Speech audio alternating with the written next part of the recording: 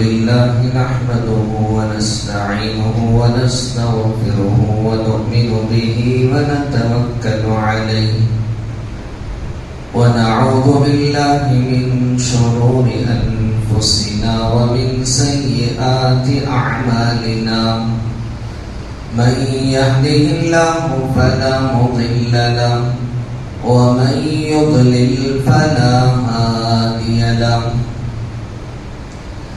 ونشهد أن لا إله إلا الله وحده لا شريك له ونشهد أن سيدنا ومولانا محمدا عبده ورسوله أرسله الله تعالى بالحق بشيرا ونذيرا وداعيا إلى الله تعالى بإذنه وسراجا منيرا أما بعد فإن أصدق الحديث كتاب الله وخير الهدي هدي محمد صلى الله عليه وسلم وشر الأمور محدثاتها وكل محدثة بدعة وكل بدعة ضلالة وكل ضلالة في النار أعوذ بالله من الشيطان الرجيم بسم الله الرحمن الرحيم ألا إن أولياء الله لا خوف عليهم ولا هم يحزنون الذين آمنوا وكانوا يتقون آمنت بالله صدق الله مولانا العظيم وقال النبي صلى الله عليه وسلم من عادى لي وليا فقد آذنته بالحرب أو كما قال عليه الصلاة والسلام. معزز حاضرین، محترم سامعین، برادران اسلام اور ملت اسلامیہ کے بھائیوں، نوجوانوں اور میرے عزیز بزرگوں، دوستوں اور بھائیوں، اللہ جل جلالہ عم نوالہ نے ہم سب کے محبوب رسول سید الاولین والآخرین، شفیع المذنبین، رحمت للعالمین، سرور دو عالم حضرت محمد رسول اللہ صلی اللہ علیہ وسلم پر دین کو کامل اور مکمل فرما دیا۔ سورہ مائدہ میں اللہ جل جلالہ کا ارشاد ہے، الیوم اکملت لکم دینکم واتممت علیکم نعمتی ورضیت لکم الاسلام دینا۔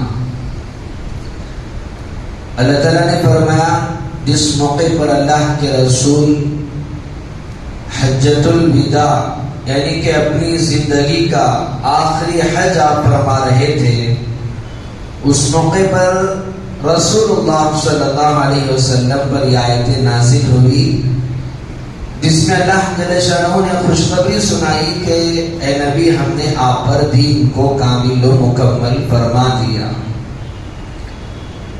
ابھی سوال یہی ہے کہ جو آج کے ایجادات ہیں اور آج کا جو ماحول ہے، نئی نئی چیزیں ہیں، نئے نئے مسائل ہیں، تو کیا ان سارے مسائل کا حل اللہ نے دین اسلام میں رکھا ہے؟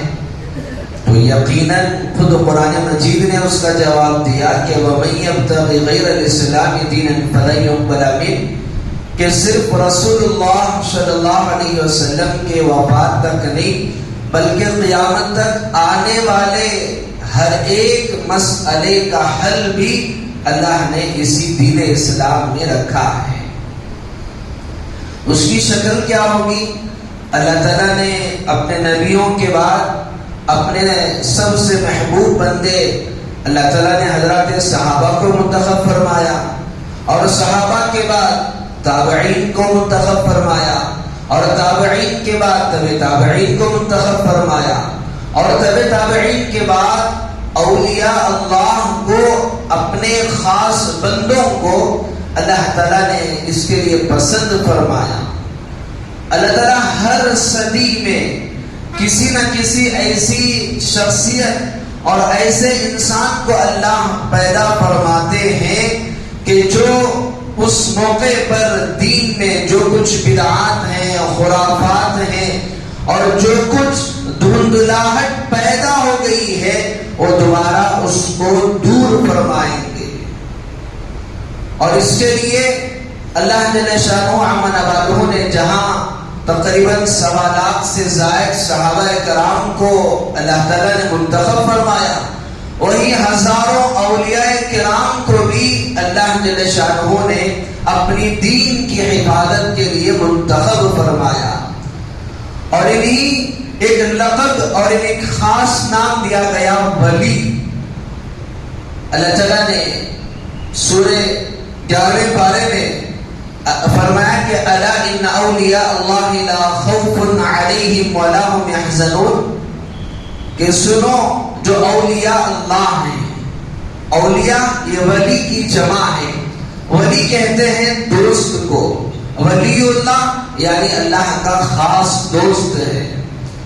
الا ان اولیاء اللہ کہ اللہ کے جو دوست ہیں، اولیاء ہیں، لا خوف علیہم ولا هم يحزنون، کہ ان لوگوں کی ایک علامت اور پہچان یہ ہے کہ نہ یہ گھبراتے ہیں، نہ یہ ڈرتے ہیں، اور نہ ہی یہ رنجیدہ اور پریشان ہوتے ہیں۔ علماء نے 2 مطلب اس کے ارشاد فرمائے۔ ایک مطلب تو یہ ہے کہ آخرت میں جس موقع پر قیامت قائم ہوگی اور اس موقع پر اعلان کیا جائے گا فَأَمَّا مَنْ أُوتِيَ كِتَابَهُ بِيَمِينِهِ فَيَقُولُ هَاؤُمُ اقْرَءُوا كِتَابِيَهْ، کہ جس بندے کو نامہ اعمال سیدھے ہاتھ میں دیا جائے گا، وہ بندہ خوشی کے مارے سب لوگوں کو بولتا پھرے گا ہاؤم اقرءوا كِتَابِيَهْ، ارے لوگ پڑھو، یہ میرا نامہ اعمال ہے، یہ میری کامیابی کی سرٹیفکیٹ ہے۔ انی ظننت انی ملاق حسابیہ، میں نے دنیا میں بہت محنت کی تھی، مجھے یقین تھا، مجھے امید تھی کہ مجھے اس طرح کا انجام اور اس طرح کا رزلٹ میرا آنے والا ہے۔ وَهُوَ فِي عِيشَةٍ رَاضِيَةٍ، اور وہ خوشحال زندگی اور اپنی من پسند کی زندگی وہ وہاں گزارے گا۔ اس طرح دنیا میں بھی کہ اگر بچہ کسی امتحان میں پاس ہو جائے تو وہ سب کو بتاتا ہے، اپنے بھائیوں کو بتاتا ہے، اپنے والدین کو، آنے والے رشتہ دار کو۔ اگر بچہ نہ بتائے تو والدین بتاتے ہیں کہ میرا بچہ اتنے نمبرات سے کامیاب ہو گیا، SSLC میں اتنا پوزیشن، اتنے رینک اس کے آئے ہیں۔ ایسے ہی اولیاء اللہ کی پہچان یہ ہے کہ اس موقع پر وہ نہ خوف میں ہوں گے نہ پریشان ہوں گے، وہ سیدھے جنت میں چلے جائیں گے۔ ایک مطلب تو علماء نے یہ لکھا، اور ایک مطلب علماء نے یہ لکھا کہ الا ان اولیاء اللہ لا خوف علیہم ولا هم يحزنون، کہ جو عام انسان ہے، عام ایک انسان کی فطرت یہ ہوتی ہے کہ اسے دنیا کی اگر کوئی چیز نہ ملے تو وہ غمزدہ ہو جاتا ہے، وہ پریشان ہو جاتا ہے اور گھبرا جاتا ہے، اور یہ سوچنے میں پڑ جاتا ہے ارے مجھے مکان نہ ملا تو میں کیسے رہوں، اور مجھے روزی نہ ملی تو میں کیسے رہوں، اور مجھے میرا اگر فلاں کام نہ ہوا تو میں کیا کروں۔ اور تھوڑی تھوڑی سی چیز سے انسان کی فطرت ہے، اللہ نے رکھی ہے، وہ پریشان ہو جاتا ہے۔ لیکن اللہ کے ولی کی یہ پہچان لکھی کہ دنیا کی چیز آئے تو بھی اللہ کا شکر، اور نہ آئے تو اس پر اللہ پر صبر کرے۔ تو اس کی پہچان خود قرآن مجید میں ارشاد فرمایا۔ اور ان اولیاء اللہ کی اور 2 نشانیاں اللہ تعالیٰ نے آگے آیت میں تذکرہ فرمایا، الذین آمنوا وکانوا یتقون۔ ولی کی پہچان یہ ہے کہ وہ اللہ پر کامل یقین رکھے گا، وَيَتَّقُونَ، اور وہ اللہ سے ڈرنے والا ہوگا۔ لیکن آج ہمارے اس ماحول میں ہم نے ولی کا معیار ہی چینج کر دیا۔ ہم نے سمجھ لیا کہ جس کے ہاتھ پر کوئی کرامات ہو جائے وہ بہت بڑا ولی ہے.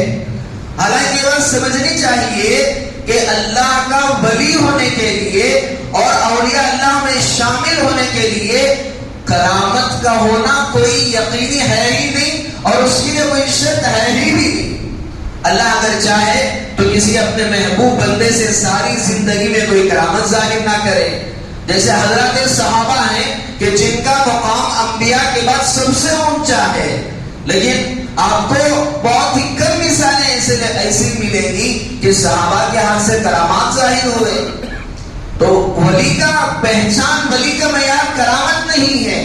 اور جب بھی کوئی چیز خلاف عادت پیش آ جائے، جیسے اللہ کے رسول صلی اللہ علیہ وسلم کے ساتھ پیش آئی، اللہ کے رسول صلی اللہ علیہ وسلم کے ایک اشارے سے چاند کے 2 ٹکڑے ہو گئے اور اللہ کے رسول صلی اللہ علیہ وسلم کی وجہ سے عصر کا وقت دوبارہ لوٹ کر آیا.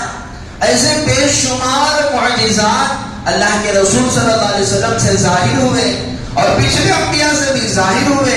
حضرت صالح علیہ السلام کے لیے اللہ تعالیٰ نے ایک پہاڑ سے ایک گابن اونٹنی کو پیدا فرمایا.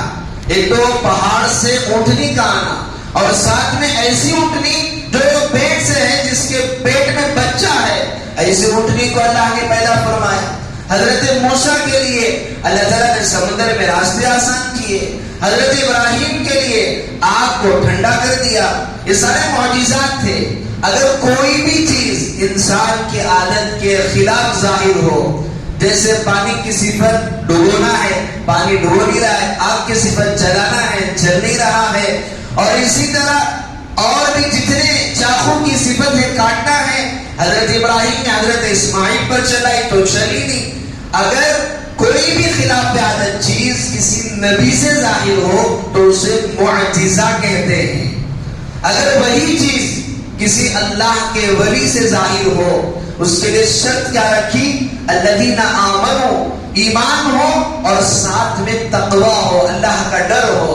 اگر کوئی اپنے لیے ولی کا دعویٰ کر رہا ہے اور وہ نمازوں کا پابند نہ ہو جو فرائض ہیں تو وہ ولی نہیں ہو سکتا. اور اگر کوئی ولی کا دعویٰ کر رہا ہے اور غیر محرموں کے ساتھ اس کا اٹھنا بیٹھنا ہے اور وہ حرام کاری میں مبتلا ہے اور سود کے لین دین میں اگر وہ ملوث ہے تو ولی ہو نہیں سکتا. تو اگر کوئی نیک بندہ جو اللہ کے احکامات پر 100% چلنے والا ہو، اس کے ہاتھ سے اگر کوئی خلاف عادت چیز پیش آئے تو اسے کرامت کہتے ہیں. اور اگر وہی چیز کسی فاسق، فاجر، کافر سے ظاہر ہو جائے جو اللہ کا بھی ماننے والا نہیں ہے اور گناہوں کا مرتکب ہے اور مسلمانوں کو نقصان پہنچانے کے در پہ رہتا ہے اور حضرات صحابہ کا دشمن ہے اور اولیاء کا دشمن ہے، تو اسے استدراج کہتے ہیں، اللہ کی طرف سے ڈھیل کہتے ہیں.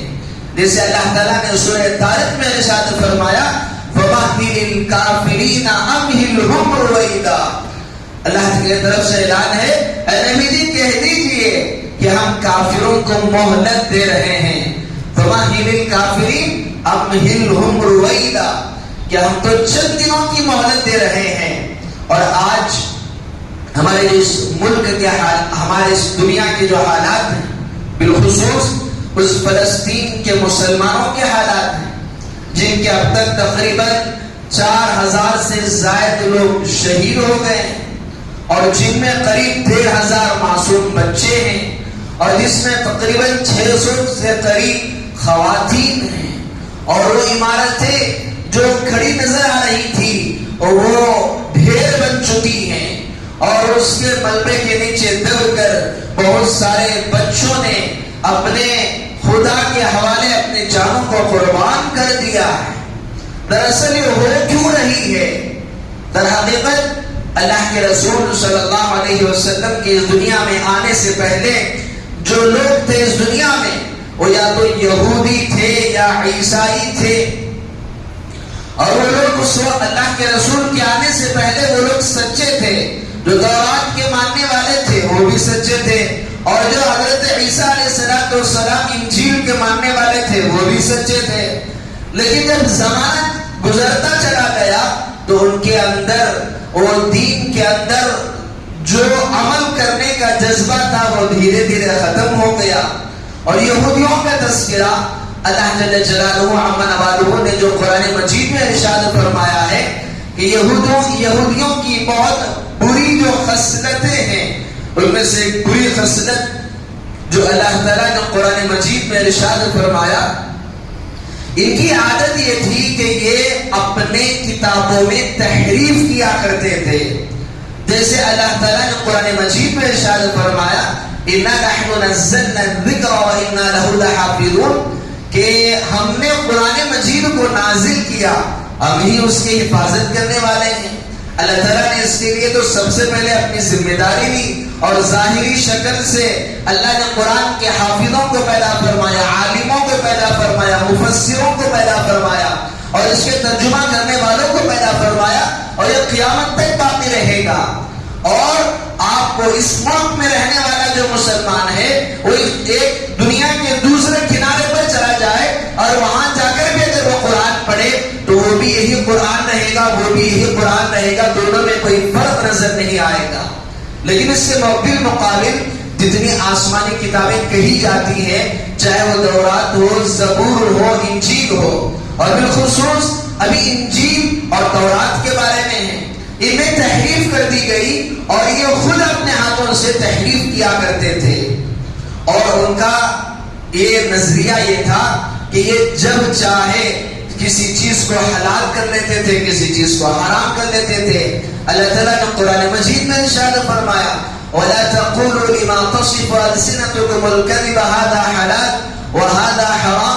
اور اللہ تعالیٰ نے پارہ نمبر 4 میں ارشاد فرمایا لَن تَنَالُوا الْبِرَّ حَتَّىٰ تُنْفِقُوا مِمَّا تُحِبُّونَ. اس کے آگے اللہ تعالیٰ نے ان یہودیوں کے ان تذکرہ کیا ہے کہ جب چاہے کسی چیز کو حلال، کسی چیز کو حرام. اب اس کے مقابلے میں اگر نبی بھی آتے تو نبیوں کو بھی قتل کر دیا کرتے تھے. حالانکہ نبی اللہ کی طرف سے منتخب کردہ اور اللہ کی طرف سے آیتوں کو لانے والے ہوتے، لیکن اپنے نبیوں تک انہوں نے اس لیے قتل کیا کیونکہ ان کی سوچ کے مطابق انہوں نے دین کو بیان نہیں کیا. یہی جو ان کی سب سے بڑی بنیادی وجہ اور غلطی کا سبب ہے. اور آج بھی یہ جو لڑائی لڑ رہے ہیں ان کا کہنا یہ ہے کہ ہم ہی حق ہیں، اور ان کی یہ سوچ ہے کہ آج جو کچھ دنیا میں ہوتا ہے، چاہے وہ بازار میں مندی کا آنا ہو، چاہے وہ کسی بڑی آفت کا ہو، بلاؤں کا ہو، یا کوئی بڑی پریشانی ہو، یا کوئی جنگ ہو، حتیٰ کہ جو عالمی جنگ ہوئی ورلڈ وار 2 یا ورلڈ وار 1 یا 2، ان سب کا نظریہ یہ ہے کہ سب کچھ ہمارے بنائے ہوئے ایک پلان اور منصوبے کے مطابق ہے. ان کا کہنا یہ ہے کہ وَرَبَّانِيُّونَ وَالْأَحْبَارُ بِمَا اسْتُحْفِظُوا مِنْ كِتَابِ اللَّهِ، کہ ہمارے جو ربانیین ہیں اور ہمارے جو رب ہیں، ہمارے جو علماء ہیں، وہ اس کے لیے بیٹھ کر کام کر رہے ہیں، اور وہ جیسے کریں گے اس طرح کے اثرات یہاں پر ظاہر ہوں گے. ان کا کہنا ہے اور ان کی یہ سوچ ہے.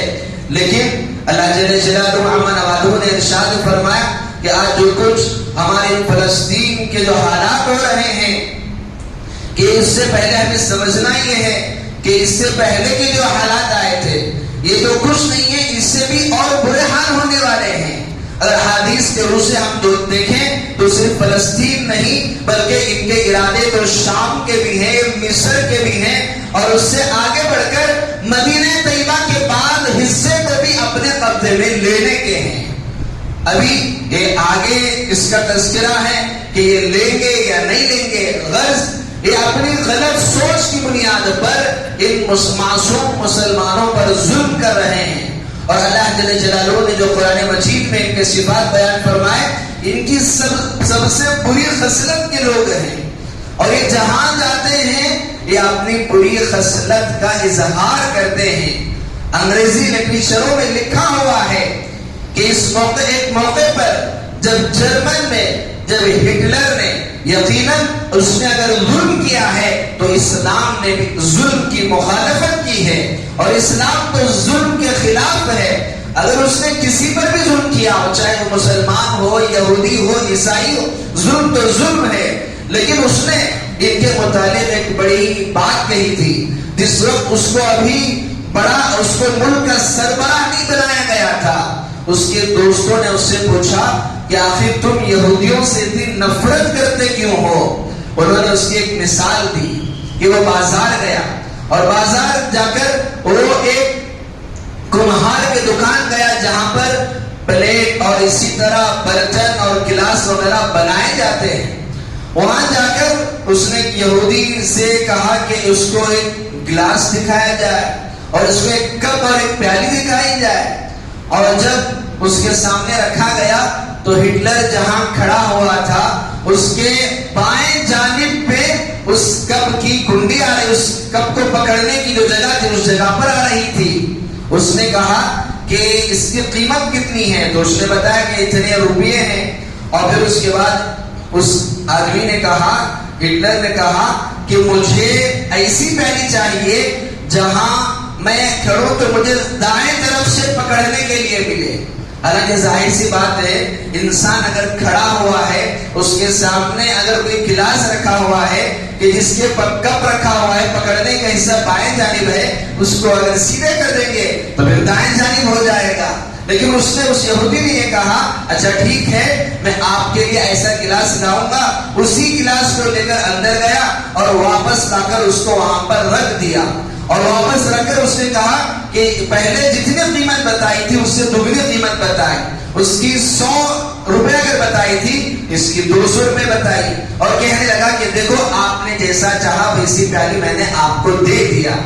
اس کو انہوں نے انکار کر دیا کہ قیمت زیادہ ہے، باہر آ گئے، اور باہر آنے کے بعد اس نے اس آدمی کو سمجھایا کہ دیکھو یہی ان کی خصلت ہے کہ اگر کوئی معصوم اور اگر کوئی ناواقف آدمی اگر آ جائے تو یہ اس کو لوٹنا اپنا ایک شیوا سمجھتے ہیں۔ ٹھیک اسی طرح ہوا کہ جس موقع پر عالمی جنگیں ہوئی اور ان کا قتل عام ہو رہا تھا، ان کو ایک معصوم مسلمانوں نے پناہ دی، اور ان کے رہائش کے لیے اور ان کے رہنے کے لیے اپنے مکانات ان کے لیے دیے۔ اور آج حالات ایسے آ گئے کہ انہی لوگوں کو اپنے مکانات سے محروم کیا جا رہا ہے۔ قریب 18 لاکھ، قریب 6 لاکھ سے زائد مسلمان ایسے ہیں جو اپنے ٹھکانوں سے محروم ہیں، اور بہت سارے تو ایسے ہیں جنہیں کھانے اور پینے کے لیے کچھ چیزیں بھی میسر نہیں ہیں۔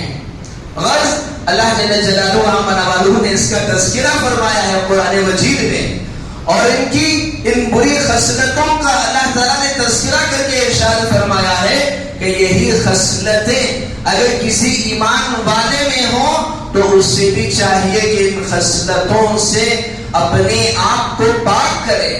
اللہ کے رسول صلی اللہ علیہ وسلم کی جس وقت بعثت ہوئی، اس بعثت کے موقع پر چونکہ عرب جو تھے، عرب کے یہاں علم وہ پڑھے ہوئے زیادہ نہیں تھے، اور وہاں جو یہودی تھے وہ بہت زیادہ پڑھے ہوئے تھے، اور اس موقع پر اللہ کے رسول صلی اللہ علیہ وسلم کی ولادت ہوئی اور اللہ کے رسول نے نبوت کا اعلان کیا۔ تو چونکہ عربوں کے لیے ایک نئی چیز تھی تو وہ لوگ خود سے اس مسئلے کا حل نہیں کر پا رہے تھے، تو چونکہ وہ اپنے آپ کو سمجھ رہے تھے کہ ہمارے پاس تو کچھ علم نہیں ہے، علم کس کے پاس ہے؟ یہودیوں کے پاس ہے۔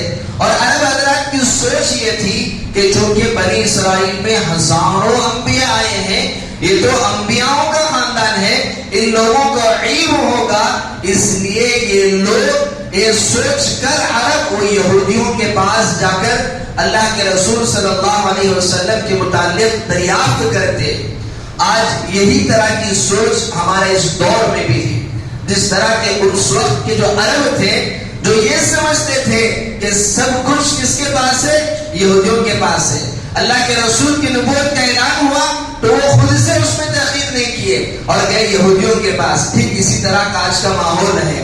آج کی دنیا وہ رسول اللہ صلی اللہ علیہ وسلم کے طریقے کو ماننے کے بجائے آج کا نوجوان اپنا کپڑا اگر پہننا پسند کرتا ہے تو ان یہودیوں کے مطابق وہ سمجھتا یہ ہے یہ ترقی یافتہ لوگ ہیں، انہی کے پاس سب کچھ ہے اور دنیا کا سارا اختیار انہی کے پاس ہے، ان کی سوچ ہے۔ اور یہ ہمارا یہ مسلمان آج یہ سمجھتا ہے، اور اگر کوئی بھی انسان اگر یہ سمجھ رہا ہے تو اس کی یہ غلط فہمی ہے، اور یہ سمجھ رہا ہے کہ دنیا کے ترقی یافتہ لوگ ہیں، ساری حکومتیں اور پاور اور سب کچھ انہی کے پاس ہے، کھانا کھائیں گے تو ان کے مطابق فلاں جگہ جائیں گے، میکڈونلڈس میں کھائیں گے، اور سادہ کھانے سے زیادہ انہیں ٹیسٹی لگے گا، اور اپنے آپ کو فیلنگ محسوس کریں گے کہ ہم تو بڑے لوگ ہیں، ہم ایسی جگہ آ کر کھانا کھاتے ہیں۔ اسی طرح کی بیوقوفی ہے جس طرح اس موقع پر یہودیوں کے پاس وہ ہمارے اس سادہ لوح مسلمان کیا کرتے تھے۔ غرض اللہ جل جلالہ عما نوالہ نے اپنے اس دین کی حفاظت کے لیے ہر دور میں اپنے کچھ منتخب بندوں کو اللہ تعالیٰ اس دین کے لیے پسند فرماتے ہیں، حضرات صحابہ سے ہو، تابعین سے ہو، تبع تابعین سے ہو، اور اولیاء کرام سے ہو۔ اور اس کے لیے آج ہم نے معیار کیا بنا لیا؟ اگر کوئی ولی ہے تو سب سے پہلے پوچھتے ہیں کہ اس کی کرامتیں کیا تھی؟ تو کرامتیں ایک ولی کے لیے، اللہ کا دوست ہونے کے لیے کرامت معیار نہیں۔ حضرت جنید بغدادی رحمت اللہ علیہ کے پاس ایک شخص آیا اور آ کر 10 دن رہنے کے لیے آیا، اور 10 دن رہنے کے بعد وہ یہ دیکھ کر آیا کہ اتنے بڑے بزرگ ہیں، یقیناً کچھ نہ کچھ ان کی کرامتیں ہوں گی۔ 1 دن ہو گئے، 2 دن ہو گئے، 3 دن ہو گئے، 2 یا تیسرے دن ہوا تو فوراً واپس جانے لگا۔ حضرت جنید بغدادی رحمۃ اللہ علیہ نے اس سے پوچھا کہ کیا بات ہے، واپس جا رہے ہو؟ وہ نوجوان کہنے لگا میں نے تو آپ کے بہت سارے چرچے سنے کہ آپ اتنے بڑے بزرگ ہیں، فلاں ہیں، میں تو 3 دن سے یہاں رہ رہا ہوں، میں نے آپ کے پاس کوئی کرامت نہیں دیکھی، اس لیے میں واپس جا رہا ہوں۔ حضرت رحمۃ اللہ علیہ نے اس کو بلایا اور بلا کر فرمایا کہ دیکھ تو 2 دن رہا یا 3 دن رہا، ان 3 دنوں میں یا ان 10 دنوں میں اگر میرے سے اگر کوئی چیز خلاف سنت پیش آئی ہو تو مجھے بتا دینا، اگر کوئی چیز خلاف سنت پیش نہیں آئی ہے تو یہی میری سب سے بڑی کرامت ہے۔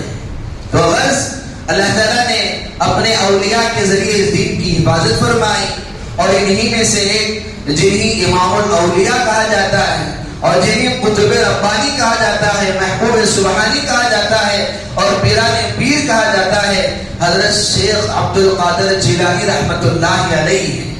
اللہ جل جلالہ و نوالہ نے ان سے بھی دین کا بہت بڑا کام اللہ تعالیٰ نے لیا ہے۔ آپ کا اصل نام عبد القادر بن ابی صالح عبداللہ جیلانی ہے، الجیلی ہے، جو آپ جیلان شہر میں آپ کی پیدائش ہوئی۔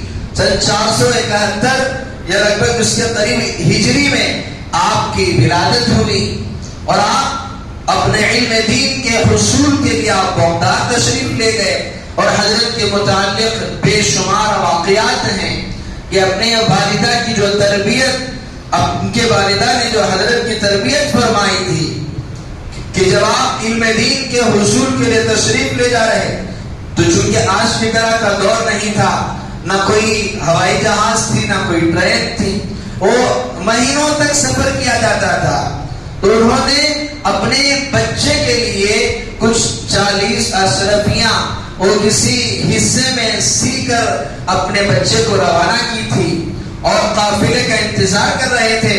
ایک قافلہ جو بغداد جانے والا تھا، اس قافلے میں حضرت عبد القادر جیلانی رحمۃ اللہ علیہ کو اس میں شامل کر دیا، اور جب وہ گئے تو دیکھا کہ بیچ میں قافلے کو لٹیروں نے لوٹ لیا، ڈاکوؤں نے ڈاکہ ڈال دیا، اور سب ڈرا دھمکا کر پوچھنے لگے کہ بتاؤ تمہارے پاس کیا مال ہے۔ لوگ چھپا رہے تھے تو ان کے اس تلوار کے خوف سے ساری چیزیں دے رہے تھے۔ اتنے میں ایک چھوٹا سا بچہ بیٹھا ہوا تھا، ایک ڈاکو اس کے پاس آیا اور آ کر پوچھنے لگا تیرے پاس کیا ہے؟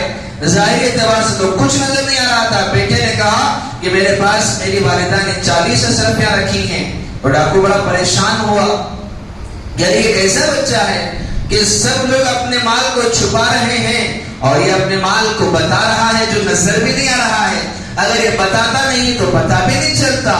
جب ڈاکو نے کہا کہ جب ہمیں مال کا پتہ نہیں چل رہا تھا تو تم نے بتایا کیوں؟ اور شیخ عبد القادر جیلانی رحمۃ اللہ علیہ نے فرمایا کہ میں اپنے والدہ کے ساتھ خیانت نہیں کر سکتا. میری والدہ نے مجھے نصیحت کی تھی کہ بیٹا زندگی میں کبھی جھوٹ نہیں بولنا، تو اس لیے میں نے اس کو بتا دیا. اور پھر اس کے بعد وہ ڈاکو کے سردار کے پاس گئے اور جا کر ڈاکو کا سردار تھا وہ بھی اس سے متاثر ہوا. وہ بھی اس سے متاثر ہو کر کہنے لگا کہ جب ایک چھوٹا سا بچہ وہ اتنا یقین رکھ رہا ہے ایمان پر اور امانت داری پر، سچائی پر، تو کیوں میں نہ اپنے اس آقا کے پر بھی سچا پکا ایمان نہ ہو. تو اس نے بھی اپنے اس چوری سے، اپنے اس بری عادت سے توبہ کر لیا. بتانا یہ ہے کہ سچائی کی برکت، کہ حضرت عبد القادر جیلانی رحمۃ اللہ علیہ کی جو سچائی تھی اس کی برکت سے اللہ نے اس سارے لوگوں کو ہدایت سے نواز دیا. آج ہم نے بھی اگر اپنے معاملات میں، خاص طور سے تجارتوں میں اگر سچائی آ جائے تو آخرت تو ہے ہی. اللہ کے رسول صلی اللہ علیہ وسلم نے ارشاد فرمایا التاجر الصدوق الامین مع الصدیقین والشہداء والصالحین. اللہ کے رسول نے فرمایا کہ جو بندہ تجارت کرتا ہے، بزنس کرتا ہے، سچا ہے، امانت دار ہے، اللہ جل شانہ اس کا حشر کل قیامت کے دن امانت دار انبیاء کے ساتھ، صدیقین کے ساتھ، شہداء کے ساتھ اور نیک لوگوں کے ساتھ اللہ اس کا شمار فرمائیں گے. آخرت تو ہے ہی، اللہ اس کی زندگی میں بھی برکت عطا فرما دیتے ہیں، جس طرح یہاں اس کی برکت سے کئی لوگ ایمان لائے. تو بس آپ نے اپنے بڑے بڑے اساتذہ سے علم دین حاصل کیا اور آپ اپنے والدہ سے اجازت دے کر بغداد گئے اور وہاں جا کر اپنے علم دین کو حاصل بھی کیا اور وہی آپ نے اپنا فیض ساری دنیا میں پہنچایا. اور خود حضرت نے کہا کہ میرا دل تو یہ چاہتا تھا کہ میں کسی دریا اور جنگلوں میں چلا جاؤں اور جا کر وہاں اللہ کی عبادت میں مصروف رہوں، لیکن اللہ نے مجھے لوگوں کو نفع پہنچانے کے لیے اللہ نے منتخب فرمایا ہے. اور آپ نے دین کی محنت کی اور قریب 1 لاکھ سے زائد لوگ آپ پر اسلام قبول کیے اور قریب 50,000 سے زائد یہودی اور عیسائیوں نے وہ اسلام کو قبول کیا اور 1 لاکھ سے زائد لوگوں نے اپنی زندگیوں سے توبہ کی. اور سب سے بڑی بات، آپ سنتوں کے بڑے پابند تھے اور آپ کے بہت سارے اقوال ہیں، اس میں چند اقوال مجھے عرض کرنا ہے. اور عرض اس لیے کرنا ہے کہ آج امت کا ایک بہت بڑا طبقہ حضرت شیخ عبد القادر جیلانی رحمۃ اللہ علیہ کے کرامات سے اور آپ کی زندگی سے یقیناً متاثر ہے. اور اس میں بھی 2 طرح کے لوگ ہیں، ایک تو وہ ہیں جنہوں نے اس میں غلو کر دی اور ایک تو وہ ہیں جنہوں نے اس میں ان کی حق تلفی کر دی. کسی نے ان کے ولایت کا انکار کر دیا اور کسی نے اتنا آگے بڑھا دیا کہ نعوذ باللہ انہیں خدا کے برابر درجہ دے دیا. کہ اللہ کے رسول صلی اللہ علیہ وسلم نے جو صفات خداوندی کے ارشاد فرمائے کہ اولاد کا دینا اور مردوں کو زندہ کرنا کل قیامت کے دن وہ تو اللہ کی صفت ہے، لیکن کم علمی میں لوگوں نے اتنا غلو کر دیا کہ آپ کو مردوں کو زندہ کرنے والا بھی کہہ دیا، آپ کو اولاد کا دینے والا بھی قرار دے دیا. تو دین وَكَذَلِكَ جَعَلْنَاكُمْ أُمَّةً وَسَطًا لِتَكُونُوا، یہ دین درمیانی راہ ہے، ہر ایک کا الگ الگ درجہ ہے. اللہ تعالیٰ نے نبی کو تک یہ اختیار نہیں دیا ہے کہ وہ کسی کو موت اور حیات اور کسی کو اولاد دے سکے. حضرت ابراہیم جو پیغمبر تھے، خلیل اللہ تھے، اللہ کے دوست تھے، انہوں نے بھی اولاد اللہ ہی سے مانگی تھی. اور جتنے بھی انبیاء ہیں، حضرت زکریا ہو، یحییٰ ہو، سب نے اپنے سارے مسائل اللہ سے حل کیے. تو چونکہ امت کا ایک بہت بڑا طبقہ حضرت کے کرامات سے، ہاں یقیناً مورخین نے لکھا ہے کہ جتنے کرامات بزرگوں سے ظاہر ہوئے ہیں اس میں ایک بہت بڑا حصہ وہ حضرت شیخ عبد القادر جیلانی رحمۃ اللہ علیہ سے منسلک ہے. بہت سارے کرامات آپ سے ظاہر ہوئے ہیں، لیکن اس کا مطلب جیسے میں نے شروع میں بھی عرض کیا کہ کرامات کا ظاہر ہونا یہ ولایت کا معیار نہیں ہے. تو غرض ہم جو جس حضرت شیخ عبد القادر جیلانی رحمۃ اللہ علیہ کے نام لیوا ہے، ہمیں ان کی زندگی سے سیکھنا ہے، سچائی کو سیکھنا ہے، امانت داری کو سیکھنا ہے.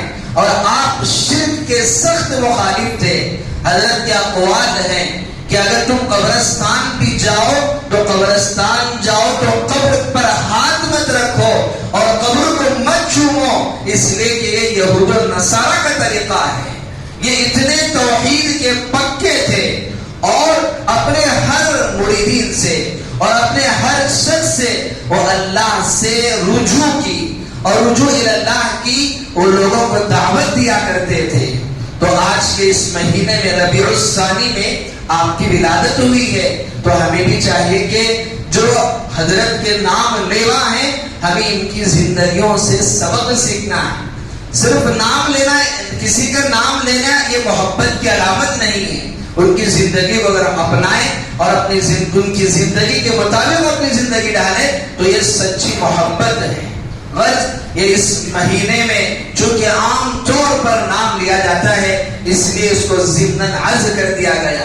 آخر میں آپ حضرات سے عرض کرنا ہے، جس طرح میں نے فلسطین کے مختصر سے حالات بھی آپ کے سامنے تذکرہ فرمائے ہیں، اس موقع پر المسلم اخو المسلم انما المؤمنون اخوہ، کہ ایمان والا دوسرے مسلمان کا بھائی ہے. خنجر چلے کسی پر تو تڑپتے ہیں ہم امیر، سارے جہاں کا درد ہمارے جگر میں ہے. یہ سارے مسلمان ایک جسم کی طرح ہیں. آج یقیناً ان مظلوم فلسطین بھائیوں کے لیے یقیناً بہت سارے مسائل ہیں. اللہ نے ہمیں رہنے کے لیے مکان دیا، وہ مکان سے محروم ہیں، اور ہم اللہ تعالیٰ نے ہمیں 3 وقت کی روزی دی ہے اور اس رزق سے بھی محروم ہیں. بیمار پڑ گئے تو اسپتال جانے کے لیے اچھے سے اچھے اسپتال ہیں، وہ علاج سے بھی محروم ہیں. بحیثیت مسلمان ہونے کے ہمیں بھی یہ چاہیے کہ ہم اپنی دعاؤں میں انہیں یاد رکھیں. اور گزشتہ جمعہ حضرت مفتی صاحب نے بھی عرض کیا جو بائیکاٹ کرنے کا جو مسئلہ ہے خود سے، یہ کسی کی طرف سے دباؤ نہیں ہے، خود سے ہمیں طے کرنا ہے. سب سے پہلے ہمیں اپنی زندگی کو دیکھنا ہے، باہر کی چیزیں جو بعد میں ہیں. آپ پیپسی کو بائیکاٹ کریں، فلاں پروڈکٹ کو بائیکاٹ کریں، سب سے پہلے دیکھیں کہ کیا میرا حلیہ علامہ اقبال کے مطابق وضع میں تم یہود و نصارہ ہو تو تمدن میں یہود، یہ وہ مسلمان ہیں جنہیں دیکھ کے شرمائے یہود. یہودی نے جن طریقوں کو ایجاد کیا اس سے زیادہ طریقے اپنانے کو فخر اگر سمجھتا ہے مسلمان تو یقیناً وہ یہودی سے محبت کرنے والا ہے، اور یقیناً ان مظلوم مسلمانوں کو شہید کرنے والوں میں اس کا بھی حصہ ہے. اور سب سے پہلے اپنی زندگیوں سے ہم توبہ کریں. اور جس موقع پر اللہ کے رسول صلی اللہ علیہ وسلم آئے تھے ان یہودیوں کے لیے بھی یہی اختیار تھا، یا ہر ایک کے لیے اختیار یہی تھا، یا تو وہ سچے پکے مسلمان بن جائے اور اپنی زندگیوں سے توبہ کرے.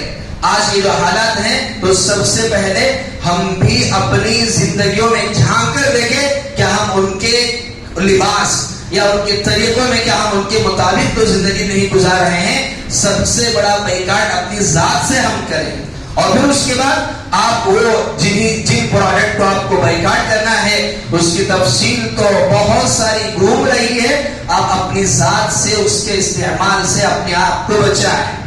اب اگر کوئی یہ کہے کسی ایک آدمی کے بائیکاٹ کرنے سے انہیں کیا پیدا ہوگا، انہیں کیا نقصان ہوگا، یہ بس اس لیے ہے ناراضگی ظاہر کرنے کی علامت ہے. آپ اگر کسی رشتہ دار سے ناراض ہو جائیں اور اگر وہ تمہیں کسی دعوت میں بلائے، فنکشن میں بلائے تو آپ جاتے نہیں ہیں، یقیناً آپ کے جانے نہ جانے سے اسے کوئی فرق پڑنے والا نہیں ہوتا ہے، لیکن آپ نہ جا کر اظہار کرتے ہیں کہ میں تیرے سے خوش نہیں ہوں. بس ہمیں بھی اس طرح کا اظہار کرنا ہے اور اپنی ہر دعاؤں میں ان مسلمان بھائیوں کے لیے دعاؤں کا اہتمام کرنا ہے. اللہ تعالیٰ سے دعا ہے اللہ تعالیٰ مجھے بھی اور آپ کو بھی ان کہی باتوں پر عمل کرنے کی توفیق عطا فرمائے. آمین. وآخر دعوانا ان الحمد للہ رب العالمین.